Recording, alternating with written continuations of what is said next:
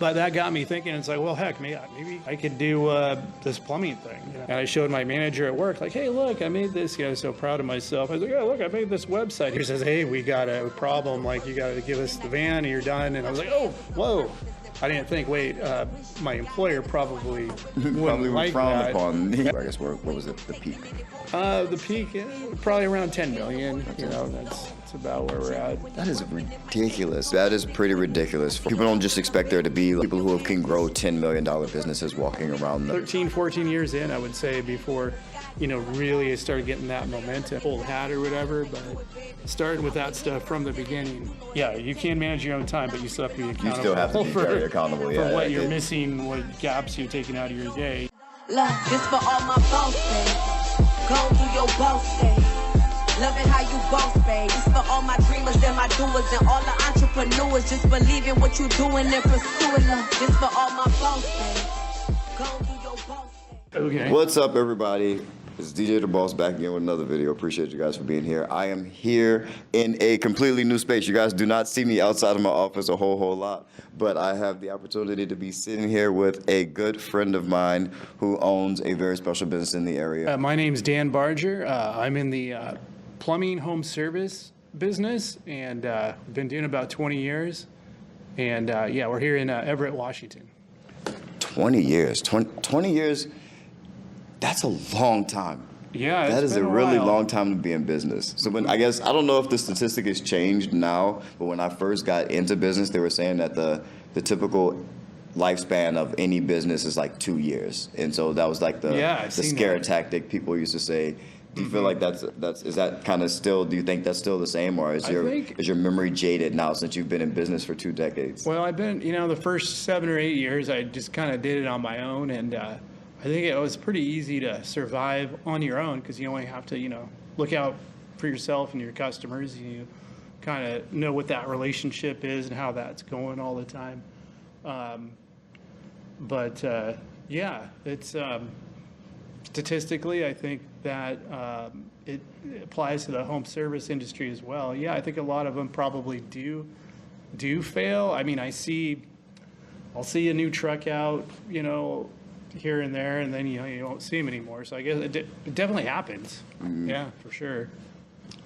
So what is your relationship to Apollo Plumbing specifically? What is your relationship? Did you start this business? Yeah, I started it from scratch back in 2005. Prior to that, I worked about 6 years for a plumbing business, and yeah. Okay. So generally, I guess when I think of what I know most people think of when they think of plumbing, or just regular people think of plumbing, they think of the toilet at home or the sink at home is broken or something's clogged. Is that when they call you? Do you call a big, huge plumbing company for stuff like that, or is there something that's maybe on a bigger scale that's something that you guys do as plumbers? Well, it all starts off with the service calls, minor problems, maybe a toilet that's, broken or clogged, or a leaky faucet. It's a classic, type of problem. And then we'll go out there and, offer, various options to our customers. One of them might be just that minimal fix, replacing that cartridge in that leaky faucet you have, and the other might be, maybe a whole new sink with all the, garbage disposal,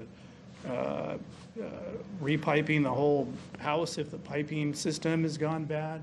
And those turn into some pretty big jobs. So, but it all starts off from the basic service work in the type of business that we do, the service plumbing, residential service plumbing. It usually all starts off as small stuff, and sometimes we encounter larger projects like, replacing a whole sewer or repiping all the water pipes in your house. And, it probably is terms of scale. I mean, it's probably about as big as we get. We're not doing like public works projects and building infrastructure. It's just all, inside the home. So there are those different levels to it. You can get to the point where you're doing something for the city or installing a public waterworks type contract or a government contract for a state. Yeah, not with what we're doing. Most would be just inside the confines of the homeowner's property line. The city usually picks up right at the property line there, then that's then their, something else, yeah. then it's their infrastructure from that point. But replacing a side sewer for a residential home can be, I mean, it's a significant project. Usually it runs into the thousands, if not tens of thousands of dollars for repairs and replacements on those.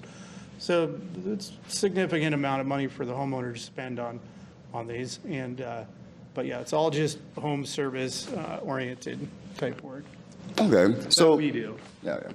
So I guess most people I know that have had jobs as plumbers or work for plumbing companies, they didn't necessarily want to go and start a plumbing business. What made you think that this was a good idea? What was the inspiration behind you actually getting started and getting Well, into the business for yourself?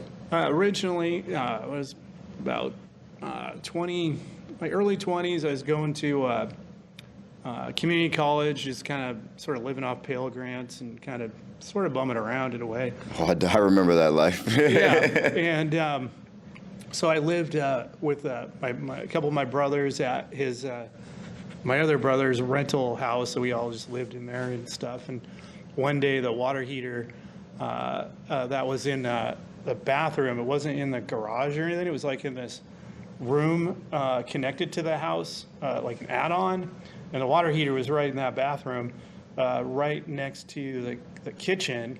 And it was an old home, it was probably built like, I don't know, 100 years ago or something. Anyway, one of them had opened the door and had busted the drain on the water heater, started spraying water out of the bathroom across the kitchen floor, just gushing, just hot water. Actually, hot water? Yeah, hot water, just spraying uncontrolled. Nobody knew where the shutoff was. There was no shutoff like on top of the water heater or anything. So we're all scrambling like, what do we do? And anyway, that went on for a good 15, 20 minutes. And That's a lot of water. my brother Paul went down in the crawl space and found some obscure shutoff valve, was able to turn it off.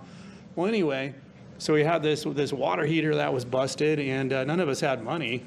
So my brother, who owned the property, went ahead and went to a hardware store and brought back a water heater. And he's like, "Hey, why don't you try putting this in?" I was like, "Okay, I'm not a plumber, but." So I went ahead and I got the thing in and got it up and working and everything. I was like, all right, we saved some money, you know. But that got me thinking. It's like, well, heck, maybe I could do this plumbing thing, you know. It got me thinking. At the time, I really wasn't working. Like I said, I was just kind of like sort of bumming around. And I just, back then we had a phone book. The phone book was still around. So I went through the phone book and just, looked up plumbing and just went through and started calling different people. I talked to a couple different small business owners at the time. And I remember one of them said, well, I can tell you one thing, you're on the right track. This is a pretty good, I've been doing this for, however long he'd been doing it a while. And he said it'd been a pretty good business for him. And I was like, oh, okay, maybe this could be something I do. So I just kept looking, and eventually I found a firm that was, looking for somebody to come help him out. And got on board there and did that for about 6 years. And in that 6 years, I logged my hours with the state. So in plumbing, you have to have a license. So they did give me the opportunity to do sort of an apprenticeship where you log your hours, worked under supervision from a plumber. It takes about 4 years and where we're at to do that. So I had gotten that license after, I think it was about 5 years. And I noticed another one of my coworkers had kind of gone off on his own to start his own thing. And I thought, well, that's kind of, interesting. You kind of do your own thing. I didn't. So you're working there, you're working at this company, they're doing it, and you're like, oh, I see other people doing it. I think I can do this for myself. Yeah, it was kind of like, for me, I guess I wasn't looking so much at the money as sort of like more the independence and, the freedom, I guess. The freedom of just doing your own thing, and like, okay, well, that's something a guy could do. And so I just kind of got curious about how a guy would do that, and just, just do a little research. It's okay, you need a surety bond, you need, insurance, and of course, the licensing, the trade licensing, which I had just recently got. So I was just kind of trying to put the whole picture together, how that all works. So went out, found out that information with the, legal requirements or what to start a business. And then I was thinking, well, what do I need? I need a van, some tools, some advertising, customers. I need customers, right? Number one, actually. So I kind of, and back then websites were kind of a new thing. I was like, I need a website too. The phone book was still the main way people found folks back in. I was actually going to mention that when you brought up phone books initially, because I'm a complete nerd about marketing and advertising and all things media. And what a lot of people in my generation don't realize is the phone book is responsible for the reason why people's businesses are named the way they are, Right. why there's so many AAA plumbing and AAA, all these AAA. It's because the phone book was alphabetical order, and so in order to go through it, you wanted to be first, and you had to have an A, and then AB, and then so people started going AAA or AAA, this and that, and that's why you have so many things in businesses that start with A. So if you were in the phone book, it was probably smart that you were Apollo Plumbing, so you come up pretty quickly. You're exactly right. Yeah, that's a big reason why Apollo Plumbing starts with an A. So I was thinking of the phone book listings and that sort of a thing. And my brother's name's Paul, and his buddies would call him Apollo. So it was just kind of ringing me, like, what's a name that starts with A? Fit. That's familiar to people. Comes up quick. So yeah, that in part was actually a huge part of why I named my business was the phone book. Yep, it makes total Nowadays, sense. I'd probably come up with something maybe different, but yeah, that was exactly it. And so yeah, I needed customers. So I looked at the phone book, and so the phone book in 2004. This is when this was kind of on its way out. Anyway, but it was still it was still the It's main. still being used. It was the main thing, but it was the market was shifting towards the digital, and at that time, of course, I couldn't afford radio or TV. That'd be way too expensive. But yeah, I needed a van. I needed customers, and I was able to find a Chevy Express van that fit my budget. It was only a few $1,000s. It had quite a bit of miles on it, so I got that together and. Registered, I got the insurance and all the requirements. I thought, okay, there we go. I set up my little business. I made a website and everything. And I showed my manager at work, like, hey, look, I made this. I was so proud of myself. I was like, oh, look, I made this website. He's like, what are you doing? He's like, you're fired. The place I worked at was a big corporate firm, and we were kind of a satellite branch of that. So he let us kind of get away with a lot, actually. And I think it came to a point where I was just really open about the whole thing. Because to me, it was more of just like a curiosity thing. Like, oh, look, I set up this little business. And I didn't think, wait, my employer probably wouldn't like that. Upon. And I didn't take any of my employer's customers or accounts or anything like that. I was just playing with the idea. And be in the competition, yeah. Playing with that idea, and one day my manager says, hey, we got a problem, like you got to give us the van and you're done. And I was like, oh, whoa, that caught me by surprise. It shouldn't have. I guess I was kind of naive to think that this would be allowed, where you're working somewhere. So all of a sudden, I don't have a job, and at that time I was living with my wife, and we just had a kid. We're living at the parents' in-laws' house. And my father-in-law is like, well, you got to go get a job now, right? And I'm like, well, no, I just set up this business. I want to get that going. He's like, no, it takes like 7 years, to get it going. I was like, no, I want to give it a try. And kind of fortunately for me at that time, my brother was into the digital stuff, into the internet stuff. And he's like, hey, there's this company called Service Magic where you can get, we used to get people to do work for us and stuff like that. And I'm like, oh, I'll go on that. So I did that, and that at that time, nowadays I wouldn't maybe necessarily recommend using some of these digital services like that. But at that time, it was kind of like really good for me because I had no customers and I was getting leads for a reasonable price. And so about the first 6 months, things were pretty thin, but I did make enough to turn around and pay my bills, the basic bills. Were your first customers kind of like hand in hand, like your own sales before you started purchasing leads, or were your first customers from that first group of leads that you went after? Yeah, it was just actually I hadn't created a customer base. Like I said, I wasn't soliciting my previous employer's, customers.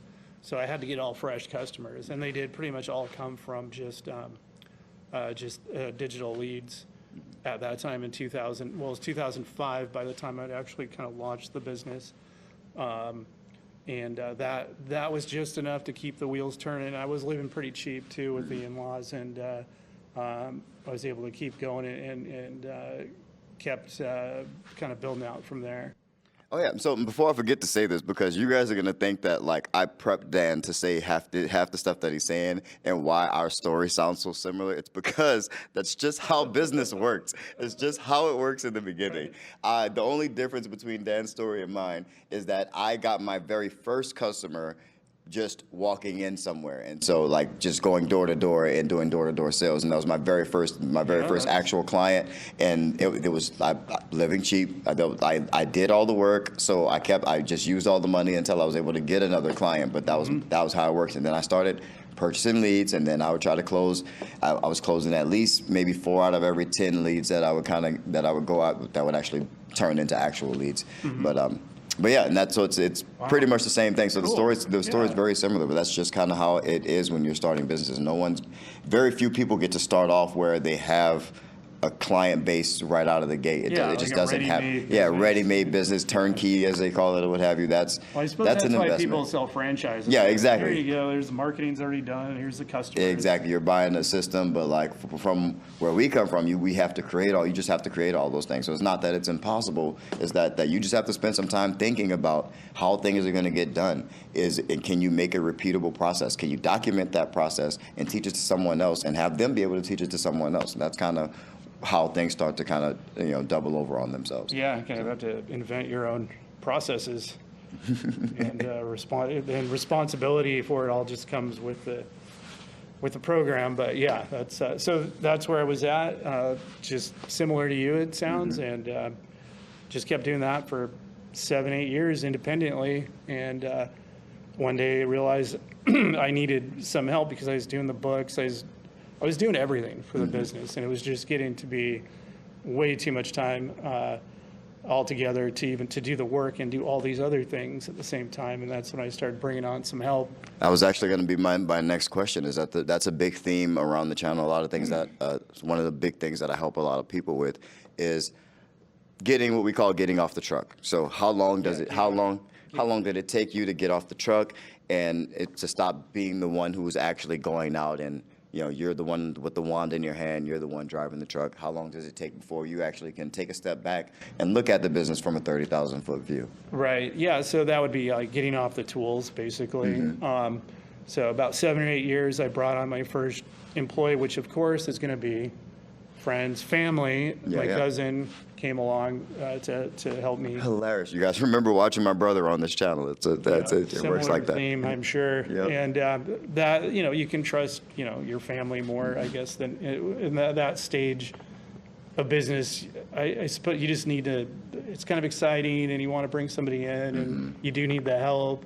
Yeah. And so I brought in my cousin, and he was a big asset. He was already in the trade, already had knowledge of how to do the work, which is really important because, you mess up the plumbing inside. You go out of business quick if you mess that up, right? So expensive mistakes. So he knew like mechanically how to do the work, right? But he wasn't the most polished person when it came to, going into a sales presentation. And I really didn't have a process. I only had what I'd known at my original employer and how they did things. Like, okay, I need invoices, and I need to like do the real basic processes. There was no like value building or options writing or anything like that. It was just like a detailed like sales process of typical objections and this is how we handle these objections here as opposed to how they handle them other places and things like that. I had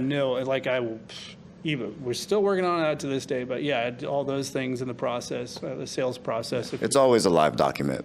So, I guess coming from the plumbing world, and we're working with mechanical things, or you're just thinking about the work, the repairs, you're not thinking about the options or the sales process as much, I think. And I think that's kind of innate to the plumbing world, because so hands-on, and the people that get into it, into the mechanical aspects, tend to not be like salespeople. Yeah.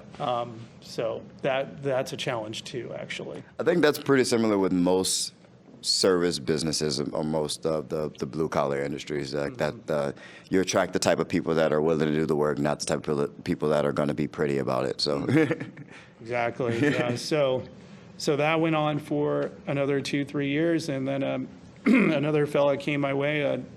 I didn't know him at all, and he had experience working for a smaller plumbing firm, and he had his hours for his license, the trade license, which you have to have, and that was a huge thing to me. I was like, well, okay, you're totally legit. Let's bring you in and get you working. And he did a great job, and actually probably had better knowledge, I would say, of the sale of a process and than I did from his background.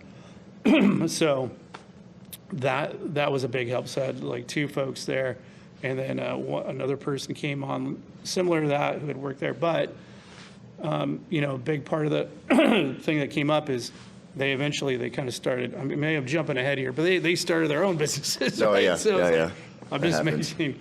So it's kind of counterproductive. put yourself in the position. You started creating little U's. So. Little me's, yeah. I guess they would see what I was doing at the level I was at that time, and like, okay, what's he doing? Let's check out what he's doing, and then maybe I'll go do that. And it turns out I kind of suspected maybe that was the case, and I was right. So. Yeah, I've had that happen a few times, but because I am so bold and so brash to try to go for, I call myself a whale hunter, and so I try to always go for the biggest of whatever I'm doing. I started with commercial. I never did residential, and so I would have employees that would want to. So I've always my first account was it was enough for me to live off of, my very first cleaning account. Yeah. So it was a building. I'm in there all day cleaning, all day every day, but it's a big enough account where it makes me a few $1,000s a month, and I can live off of that. And then by the time I have 6 or 7 of those, and I have to bring on help. Of course, had some employees that are like, "Oh, well, I'm going to start my own thing or whatever," and but they go to the residential side thinking that they're going to be able to quit. And I'm like, "Hey, I'll help you. I'll coach you through it." But I'm like, that's not going to get you these. It's not going to get you this. You're going to have to actually put on some big boy pants and go after some big accounts to replace this particular what I'm doing. So I never felt threatened by any of my employees, but I can see in home services, I can see how that can be a problem pretty quick. Yeah. So it's just, getting everybody on the same page and everything. And, I paid pretty well. But anyway, I went through that process. And then, like you're talking about the accounts, it's kind of like a double-edged sword with like big commercial accounts versus residential, a bunch of small individual accounts or these big whales, as you're saying. Yeah. You can't, losing one can't hurt you if you have a bunch of little ones. Yeah, a bunch of little ones. You're like, you can just reform, and it's good, that way. But you still have to have all these little, depending on that phone the ring constantly is pretty stressful, and then the ongoing marketing just to get all those little leads versus having the big accounts. But where you lose a couple of them, now your business looks different because you have to change everything. You got to let people go. It's definitely. There's pros and cons of each. There's a trade-off on each of the ones, and I didn't like. I started off in volume sales for AT&T and Verizon, and so I just hated the having to close so many over and over again, do it again, and so I kind of liked. Once I was able to I don't care if I have to work 4 months to try to get this account. Once I get it, cool. That's my selling done for this quarter. That's fine for me. So to go to more of the fun side to see if we can bring some more people into this industry. At your company's biggest and best and brightest time, even though I'm sure Apollo Plumbing's best times are still ahead of them. You always hope so. Yeah. What would you say, gross top line revenue, where have you guys been to? Where was the peak? The peak, probably around 10 million. That's about where we're at. That is ridiculous. And gross revenue, right? So top line revenue. Top line revenue. That is pretty ridiculous for people don't just expect there to be people who can grow $10 million businesses walking around the street. And so you've been in business for 20 years. About how long would you say you were until you hit a point like that? The first 7 or 8 years, it was on my own using mainly digital marketing. That means no broader media, bigger media stuff, radio or TV or billboards or anything like that. Just on the ground digital stuff. Google, your Google Maps listing. That's a really good one for the residential, of course. And now, of course, Google has made you have to pay more for those clicks are getting expensive to appear on the internet. But it probably is about 13, 14 years in, I would say, before really I started getting that momentum. And I can say that I've seen a lot of companies in our area here start up and go much faster than me. I'm kind of like sort of slow. I've seen them do it in 5-6 years, go just come from nowhere to this huge operation. I think some of those though might have some backing from like venture capital or something like that, but some of them I don't think so. I've been able to get to a pretty decent size, probably, I don't know, your 2-3 million in revenue in 4 or 5 years. I think that's it's kind of right about where I was. So at my peak, at the highest that we had ever done, I was at 4.3 was my biggest year. So So I think the cost of goods too in your industry, the cost of goods is probably you make a good margin. Yeah, you make a really good margin in cleaning. And your biggest expense is obviously people. So always. So, but awesome, man. $10 million business. My goal, like while I was in business, was like I was trying to get to cross that $5 million threshold, and still was always dreaming of adding that other digit. Was it a moment that did you notice when it happened, or was it just like business as usual, you're just moving it along, or did you have goals or things that you were trying to hit financially? How did it feel when you got, or did you have a feeling when you got there? Yeah, it feels like, that's better than, a good percentage of a bigger business than your average plumbing business. And yeah, it's definitely, a milestone for that. But, along with that comes, when you start scaling up to that size, and things that weren't problems before can all of a sudden Become appear. problems. And then, keeping cost under control. And of course, just because your top line number looks good doesn't mean what you're getting is it's the same, So the cost, the margins, you got to watch those, and all the different have your processes, have the accountability for that, with your team. You got to keep all those things lined up to keep it profitable, because otherwise, it could be, it looks good up here, but you're totally. Yeah, exactly. I've had upside down years, so I trust me, I know. I'm trying to get other people to realize. I'm like, hey, just because you see big numbers, big revenue numbers, not always the full story. So just take everything with a grain of salt, because I've had years where you bring in 7 figures, but you technically lost money. So you actually lose money. So. But not always the top line. Yes, not always that top line. They call it a bottom line for a reason. There's a reason. But that's awesome, man. Thank you so much for taking this time and sitting down with me and showing me around your amazing business and what you've built here. This is Thanks for having me. Incredible. Of course, man. Thanks for being on the channel. The Boss family appreciate it. I'm glad I'm able to give them a different perspective and a different angle to attack business. I guess if there was something that you could say to people getting started, or maybe trying to decide what they want to do, or maybe might be considering going into the plumbing industry, would you have any advice to give a young Dan 20 years ago before he's getting into it? Yeah, I would say what you were talking about, the sales process, having processes and accountability. It sounds kind of like old hat or whatever, but starting with that stuff from the beginning is a good thing. Kind of as I just kind of went out ad hoc to everything, but having a whole process to your sales and the accountability thing, which is kind of easy in the beginning because you're just accountable to yourself. But as soon as you start, bringing others into the picture, you definitely have accountability for everything they're doing. But yeah, the processes and then the accountability, which is a little bit easier to do on your own. But those are the things that I would wanted to have started earlier than I started. I spent a lot of time just kind of doing things sort of randomly, and Just do- organizing how you do your business from the beginning is really important, I think. Yeah, you would think I coached Dan, and I swear, but Dan, I'm so happy to have met Dan. So you guys do know I coach my son's AAU basketball team. I think last summer for I don't even know where I was, one of the parents or somebody, a wife of one of the parents or someone in the AAU program let me know about a basketball run that I could go to and just get some shots up, and I figured I hadn't touched a ball in 15 years, so let me go and run around and get some cardio and try to get back in shape, and especially since my son's getting big enough to almost beat me, I can't let that happen. So I go to the basketball run. It's called Noon Hoops. It happens out here in Everett, and lo and behold, that's where I meet Dan, and Dan turns out to actually be quite the hooper. A little bit of an unorthodox style, but Dan can actually put the ball in the hoop, man. I like playing basketball with Dan. It's good exercise, and Derek, that's amazing. You took 15 years off and come back like that. That's Well, yeah, gifted. I can still move around a little bit on the court. I've played basketball all the way to the collegiate level. Most of you don't know that, but I did play basketball for a long time. It was a large. Derek's pretty good. It was a large portion of my life, but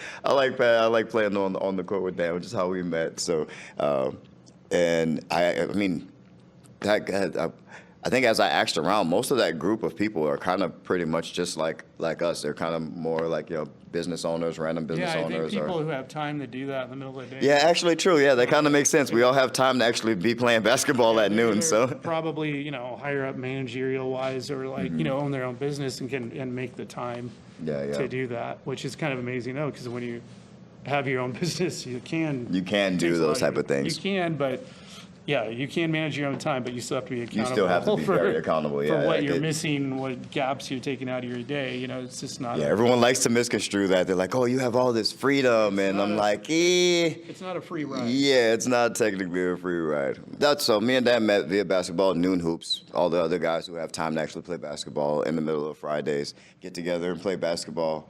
All of us, well, most of us passed our prime, and so we're just out there getting some cardio. It's a good, friendly game. I absolutely love it. Nothing like the AAU clips you guys see of my son out there bashing around with 6'4" behemoths and stuff like that. So, but Julian's you've actually gotten to play with Julian a little I played bit. with Julian a few times now. Yeah, Yeah, it's getting pretty good, huh? yeah, he's getting good and he's growing fast too. Yeah, It's cool amazing. boy. I think he's 5'8.5". Last doctor's visit a couple days ago.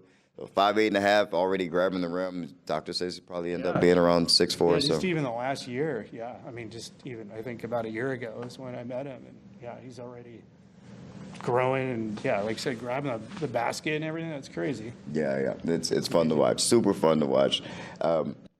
Anything you want to say to the people before you let out? Anything you want to promote? Where can people maybe check you out or follow what you got My going on? website is just apolloplumbing.com. I would say, if you're trying to get in the business, like you said, just establish those processes, sales processes, the accountability. I mean, those are the two things that are just really key, I think, to getting a business going and getting it sped up a little faster, so you're not spending years of time kind of going forward and backward. You just want to keep kind of going forward the whole time, and that's what I'd recommend. Absolutely. I couldn't agree more. You guys hear me say that same type of stuff literally all the time for the past 6 years on this channel. I've said, you probably, I got a feeling that this is going to be the theme of this series is that all of the stories of people who started from the ground up will probably, the journeys will look very similar. There's only so many ways to do things right. There's like one way to do it right, and there's a lot of ways to do it wrong. So you just want to stay as right with it as you can. So. Yep. Hey, well, I appreciate you, Dan. Thank you so All much. right, thanks, Derek. Thanks for being here. Appreciate me. Thank you guys for being here. Please go ahead and like this video so that it gets exposed to more people, and subscribe to the channel. As I always say, one of the best things you can be doing for your business is to be on a continuous learning journey. And that means subscribing to channels like this, channels that are run by and are with people who have done exactly what you're trying to do. So go ahead and hit the subscribe button. And as I always say, if you run from the work, you might as well hide from the money. Love you guys. Keep that boss mentality. Peace. Right on.